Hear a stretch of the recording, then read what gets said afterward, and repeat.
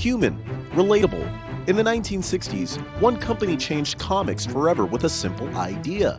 What if superheroes had problems just like us?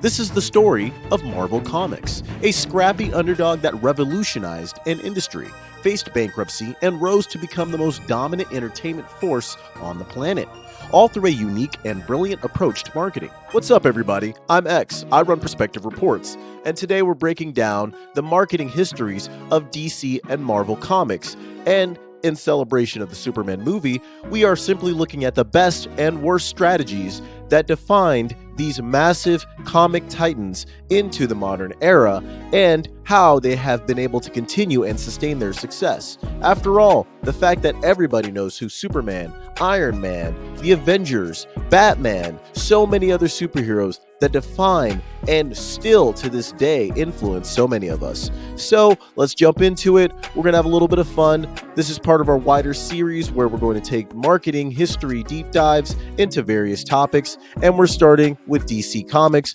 versus Marvel. Let's get into it. Also, we have our topics and reports hub on our website, perspectivereports.com. Check it out. The beta is ready and live. Would love to get your feedback. And so let's begin. Up next, more Perspective Reports on Nick. Fantastic.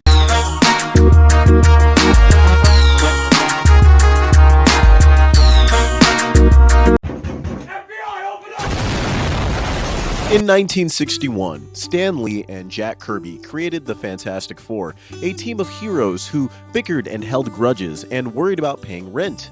This was the birth of the Marvel Age, which leads us to best strategy number one in their marketing journey for Marvel, which is the relatable hero.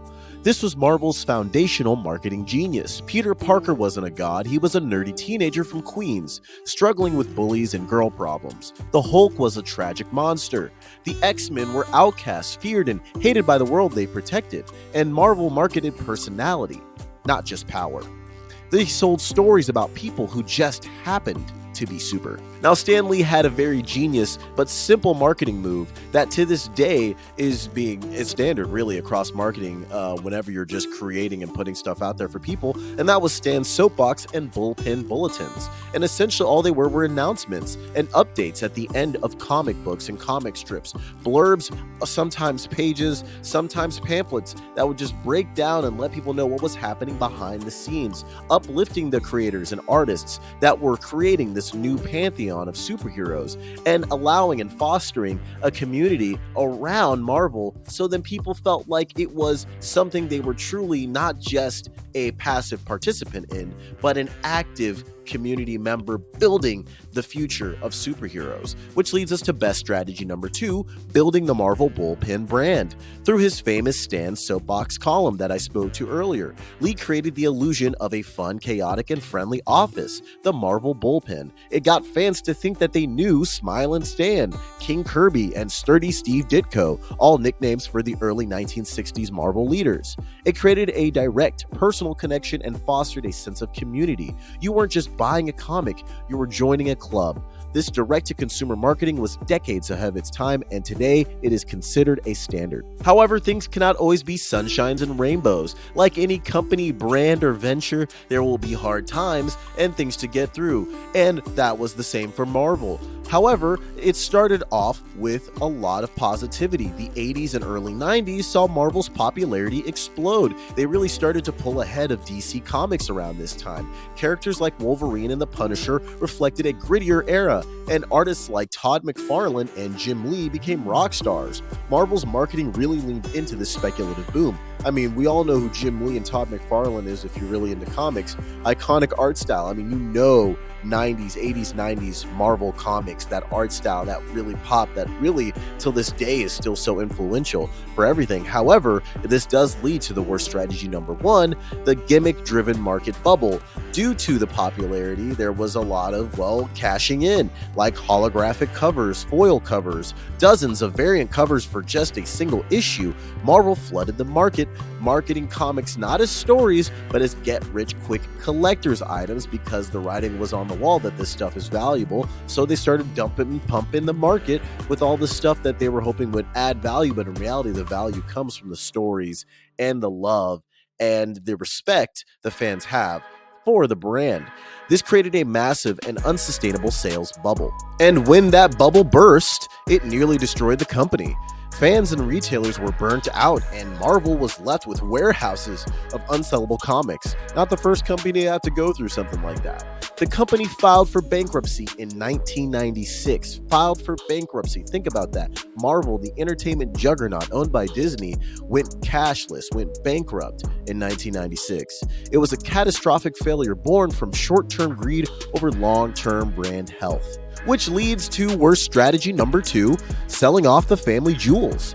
In the desperation of the 90s bankruptcy, Marvel sold the film rights to its most popular characters to different studios. If you ever wondered why for a while in the 2000s, where X-Men were over there and Spider-Man was over here and everyone else was everywhere, and that didn't really start to change until that Disney acquisition of the Marvel Extended Universe, well, this is why. It was the 1996 bankruptcy and the desperation of everything after that. Spider-Man was sold to Sony.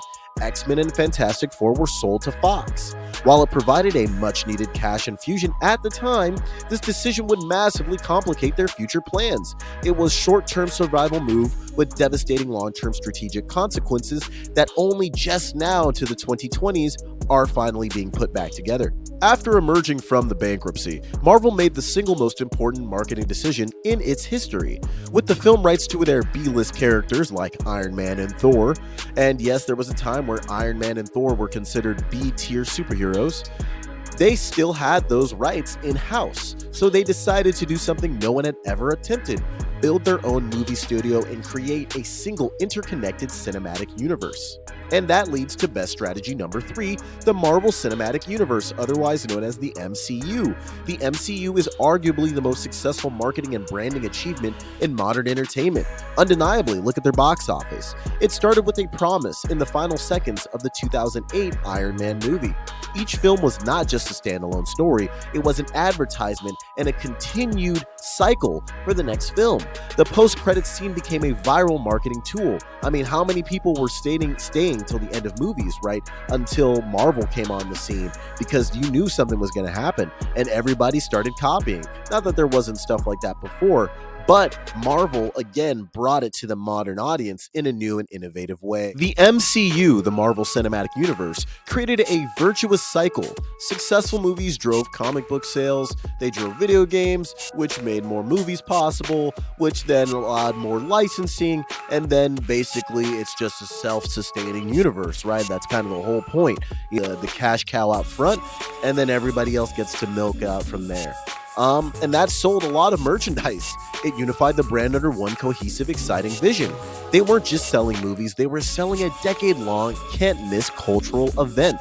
I mean, the first Avengers movie, 2009, I remember it, and I didn't even see it, but the build-up to it, people remembered that. And there's a reason why now, it doesn't matter what country you're in, where you go, people know the key Marvel characters. The people know who the Avengers are. However, not everything's going to be glazed, and that means not everything's going to be sunshines and rainbows, and not everything is going to go well. Just because the cash flow is positive and coming in doesn't mean the decisions are sound. And that leads to worst strategy number 3, oversaturation and formula fatigue. Now, let's be honest, not every Marvel MCU movie is a hit, or even memorable, like the Immortals, like the Marvels, or, even people have controversy with Captain Marvel. Even when Deadpool first came out, people thought it was a gimmick at first, right? I mean, there are so many movies of the Marvel MCU that were met with, not as much praise as, let's say, the original Iron Man or Captain America or even Thor. For various reasons. Incredible Hulk is probably even the biggest one. I mean, think about how I would say the individual movies of Hulk really never got to live up to the other key Avengers characters.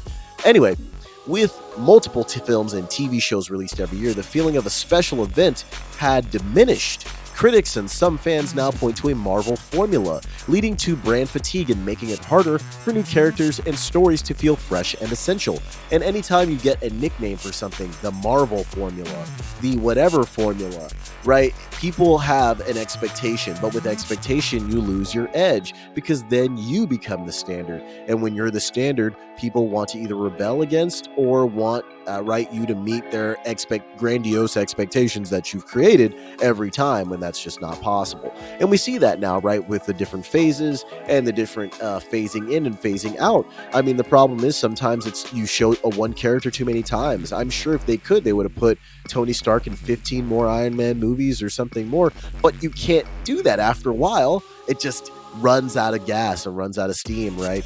And that's seen for other franchises, Star Wars, for DC Comics, right? So it's just something to be pointed out for Marvel. So this was similar to the DC video, but wanted to run it back for Marvel video, the ending of the series, which will be Marvel versus DC, and which one, right? Their strategies win, and essentially, they're gonna go head to head for their different strategies, and we're gonna declare a winner, I guess. But really, we're just gonna give credit and shame where it's due. So thanks all for watching. Look out for more perspective reports, and we'll end on this. Marvel's story proves that the most powerful marketing tool is a good story well told. By making their heroes human, they built an empire that feels anything but. Excelsior.